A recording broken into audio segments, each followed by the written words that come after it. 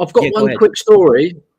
Go ahead. If you don't mind me saying, right? So we had the exit the UN Refugee Convention banner, and we took it to the Conservative conference in 2019, I think it was, or 20.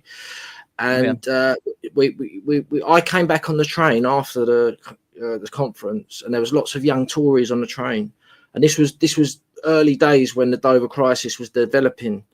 And I said to them, I wanted to know their opinion, and he was like very dismissive, very looked down at me, and said, "Oh, that's just a minute issue." I was like, "Oh, well, I don't think it is, mate. This is a serious problem." And 2 weeks later, David Amess was murdered by someone whose family came in under the United Nations Refugee Convention.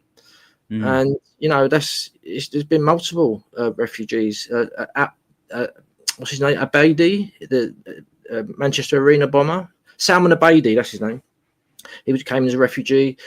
I could name quite a few. It's terrible. Rihanna White last year got murdered by somebody. She was working at one of these hotels. Just a dinner lady or something like that. And she got murdered. And that's why it's a national security emergency, because it is a physical danger that these people come across here. Is absolutely appalling. And it's upon every single politician who doesn't speak out against it. And it's amazing. And congratulations to you for speaking out against this all these years ago, before it had dawned on the rest of us what the core of the problem was.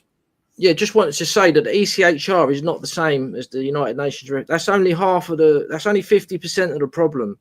The people at Dover don't use the ECHR to get in the country. They use the Refugee Convention to get into the country. They only use the ECHR if their asylum claim fails, and they use the ECHR to prevent being deported. That's right. So the Reform Party, they're only saying half the solution. They need to say the other half as well. Very good point. They use the UN Refugee Convention to get into the country, and they use the ECHR to prevent themselves being deported out of the country.